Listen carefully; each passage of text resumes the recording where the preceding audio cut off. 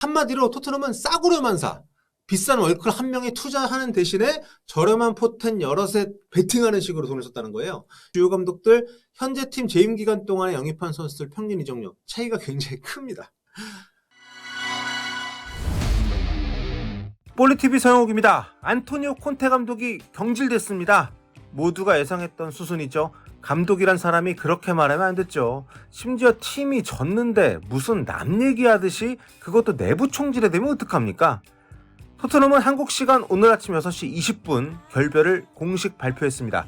이 내용에 따르면 양측은 상호 합의에 의한 결별을 하게 됐고요. 남은 시즌은 스텔리니 수석 코치가 감독 대행을, 라이언 메이슨 코치가 수석 코치 대행을 맡습니다. 콘테와 함께 온 스텔리니가 콘테는 떠나는데 남아서 대행을 맡는 거 뜻밖의 상황인데요. 콘테 감독 부재 시에 승률이 좋았던 스텔리니 대행이니만큼 토트넘에게는 나쁘지 않은 선택으로 보입니다.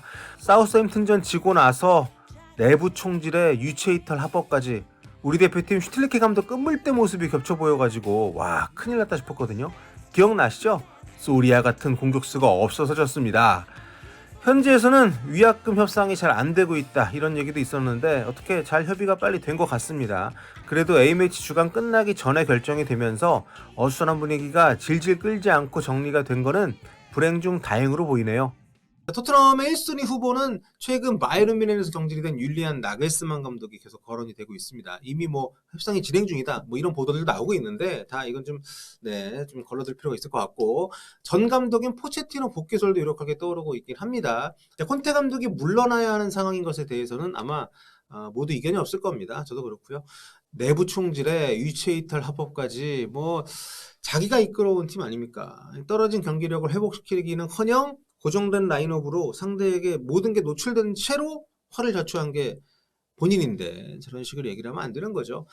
하지만 이런 패턴, 그러니까 시즌 도중 감독 경질이 계속되고 챔스 준우승 시즌 이후에 계속 하락세를 걷고 있는 토트넘의 근본 문제가 지금 감독이 바뀐다고 해서 이게 해소가 되겠느냐? 저는 그건 또 아니라고 보는 겁니다.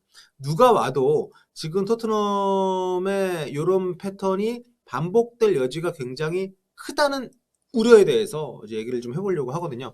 한마디로 콘테의 방식은 잘못됐지만 콘테가 억울하는 데에도 이유는 있다. 이런 정도 얘기가 될 텐데 이걸 한마디로 말하면 이렇습니다. 토트넘 B클럽 되려면 B클럽처럼 굴어라.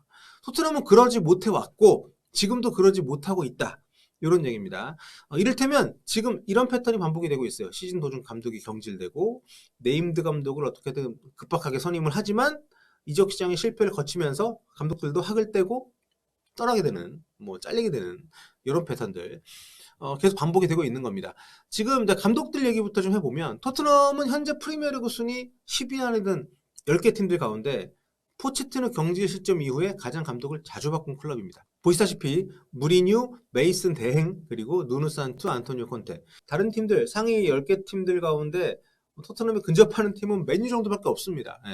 대부분의 팀들이 한 감독에게 꾸준히 신뢰를 주고 성적이 안 좋은 시기가 있다 하더라도 팀을 좀 리빌딩하고 또 지원을 해주고 이런 패턴으로 계속 팀을 운영을 해왔다는 건데 맨유하고 토트넘 정도만 3명, 4명이고 근데 그나마 이 둘도 차이가 좀 있어요. 맨유는 솔사르 감독 경질하고 그 뒤에 이제 새 감독 찾는데 공을 굉장히 들였습니다. 남은 시즌이 긴데 캐릭땡이 짧게 맡은 다음에 이제 나머지는 랑닉 감독이 단장처럼 디렉터로 와가지고 좀 애매한 포지션이긴 합니다만 아무튼 징검다리 역할을 좀 길게 하면서 새 시즌 데뷔를 좀 잘 한 거죠. 아약스의 감독 보상까지 그러니까 자신들이 필요한 감독을 딱 찍어서 그 감독을 영입하기 위해서 감독 보상금까지 물어주면서 여름에 딱 맞춰 데려와가지고 풀 시즌을 준비할 수 있게 한 시즌을 좀 말아먹더라도 한 시즌을 좀 잘 성과가 안 나더라도 새로운 시즌을 좀 더 장기적인 관점에서 잘 꾸려갈 수 있는 감독을 찍어서 그 감독이 본인이 원하는 팀을 구축할 수 있게끔 뒤에 또 말씀드리겠습니다만 이적료도 팍팍 써가면서 그렇게 팀을 좀 잘 만들 수 있게끔 어쨌든 기회를 줬다는 거고, 반면에 토트넘은 무리뉴, 누누 모두 시즌 도중에 잘렸죠. 시즌에 왔었던 누누 산투 감독 역시 사실 정말 수많은 감독들한테 까이고 거의 10순위라는 말이 있을 정도로 굉장히 뜻밖의 선임이었잖아요. 게다가 이 셋 모두 풀 시즌은 한 번도 못 해보고 잘렸습니다.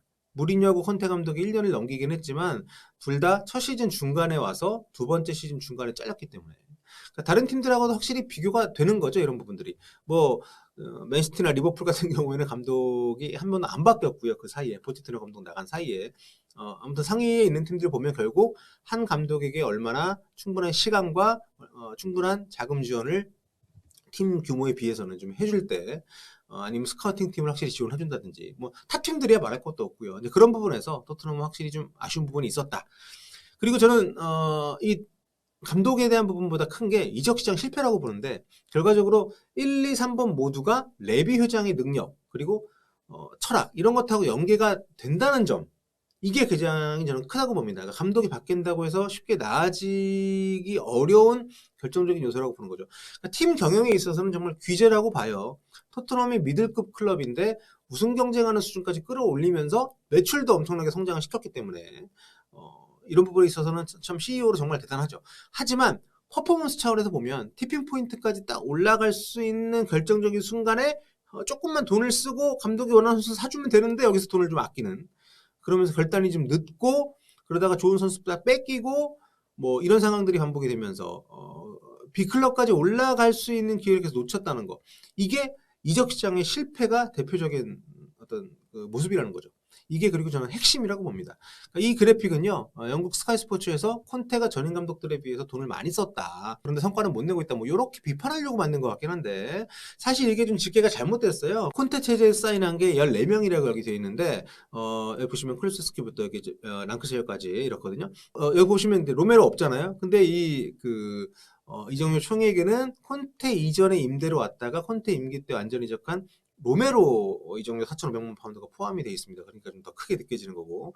그리고 여기 우도지 같은 경우에는 콘테식이 영입을 했지만 아직 팀에 오지도 않은 선수고 또 맨 밑에 있는 3명은 유스에서 계약한 선수이기 때문에 이걸 여기 포함시키는 건 좀 어폐가 있는 것 같고 그리고 나머지 영입 리스트조차도 콘테 입장에서는 억울할 수밖에 없는 요소가 사달라는 선수 1픽으로 꼽았던 선수들이 거의 없다는 겁니다.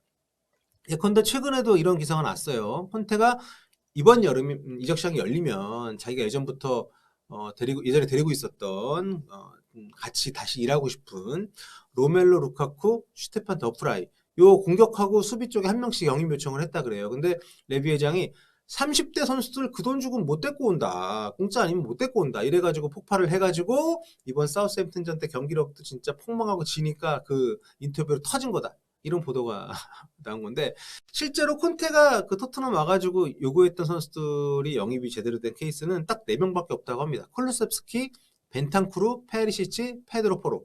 재밌는 게 그나마 이 선수들 영입이 가능했던 게 페리시치는 FA 이적료가 없이 왔고 나머지 3명은 올 때 임대로 왔죠 다. 예. 그러니까 돈을 최대한 덜 쓰면서 데리고 올 수 있는 선수들만 왔다는 겁니다. 콘테가 원하는 선수들 중에서 레비가 원하는 조건, 그러니까 나이가 어리거나 아니면은 이적료가 없거나 이런 선수들만 최대한 돈을 아껴가면서 데리고 온 거니까. 그러다가 감독이 요구하지 않은 그러니까 팀 차원에서의 어떤 픽들, 과거에 뭐 은돈멜레라든지 최근에 따지면 뭐 히샬리송이라든지 이런 데는 또 돈 크게 썼다가 폭망하고 뭐 이런 패턴이 계속 반복이 되고 있는 거죠. 그나마 뭐 이 친구들 뭐 큰 돈 쓰고 데리고는 왔다고 하지만 토트넘을 한 단계 업그레이드 시킬 수 있는 선수들이라고 보기에는 확실히 네 객관적으로 봐도 좀 갸우뚱할 수밖에 없는 그런 선수들한테 큰 돈을 썼던 거니까. 그러니까 그나마 무리뉴하고 누누 감독은 포체티노 시절에 그 챔스 준우승까지 갔던 멤버들이 많이 남아 있었잖아요. 뭐 베르통이라든가 그러니까 이런 선수한테 부분적으로 도움을 좀 받았기 때문에 이적 시장에서 원하는 선수들이 좀 덜 왔어도 좀 버틸 수 있었다고 할 수 있는데 콘테 같은 경우에는 좀 그렇지도 못하니까 결국 어떤 감독이든 자기 축구를 구사하고 뭐고 다 떠나가지고 팀의 퀄리티를 유지하거나 좀 끌어올릴 수 있는 검증된 선수 영입이 있어야 되는데 팀이 너무 짜게 구니까 벽에 부딪힐 수밖에 없는 부분이 분명히 좀 컸다고 봅니다. 모든 감독들이. 한마디로 토트넘은 싸구려만 사. 비싼 월클 한 명에 투자하는 대신에 저렴한 포텐 여럿에 베팅하는 식으로 돈을 썼다는 거예요. 주요 감독들 현재 팀 재임 기간 동안에 영입한 선수들 평균 이적료 차이가 굉장히 큽니다. 테나 감독은 선수 한 명당 760억 원 주고 영입을 했고요. 뭐 리사마, 뭐 안토니 이런 선수들한테 돈 쓰는 거 보세요. 새 감독 왔을 때 이렇게 힘을 실어주잖아. 어쨌든 원하는 선수 데리고 와서 본인 축구할 수 있게끔. 액수만이 아니라 뭐 에릭센, 카세미로 같이 나이가 좀 있더라도 뭐 좀 FA로 왔다 하더라도 좀 당장에 연봉이 세다 하더라도 팀에 도움이 될 수 있는 선수들. 그러니까 토트넘하고 차이가 좀 보이죠? 페리시치 데리고 온 거하고 에릭센, 카세미로 데리고 온 거 차이가 있잖아요. 예. 당장 성적을 내야 되는 팀이 30 넘은 선수한테 돈 안 쓴다라고 하는 것을 기준으로 되는 것 자체가 당장 팀에 도움이 되느냐 아니냐가 더 중요한 기준이 돼야 되는데 아무튼 이런 부분들의 차이가 좀 분명히 있었다. 그러니까 되팔 수 있는 어린 선수를 사오는 거 물론 경영 측면에 좋죠. 하지만 지금 토트넘 같은 경우에는 미래를 보기보다는 당장 챔스를 나가도록 해야 되는 팀이라는 걸 감안하면 분명 아쉬운 선택이었다. 이렇게 볼 수가 있습니다.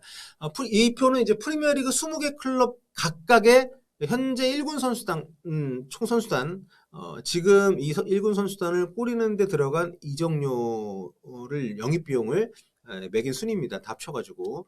토트넘은 7위밖에 안 됩니다. 1위 첼시는 1조 4천억 원. 네. 첼시는 힘을 내야겠네요. 지금 순위가 말이 안 되네. 그죠? 이걸 봐도. 토트넘은 첼시의 3분의 1 수준입니다. 전체 5위를 차지하고 있는 아스널보다도 2천억 이상을 덜 썼고요. 뉴캐슬보다도 많이 덜 썼고요.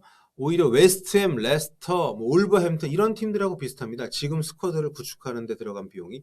현대축구에서 돈이 퍼포먼스하고 비례하는 경우가 돈이 절대적이진 않지만 돈이 퍼포먼스에 비례하는 경우가 상당히 많다는 걸 감안하면 지금의 토트넘은 가능한 적은 돈을 쓰면서 대박이 나기를 바라는 그리고 그 부담을 감독에게 모두 짊어지우면서 원하는 선수는 사주지 않는 그런 체계로 계속 돌아가고 있는 거죠.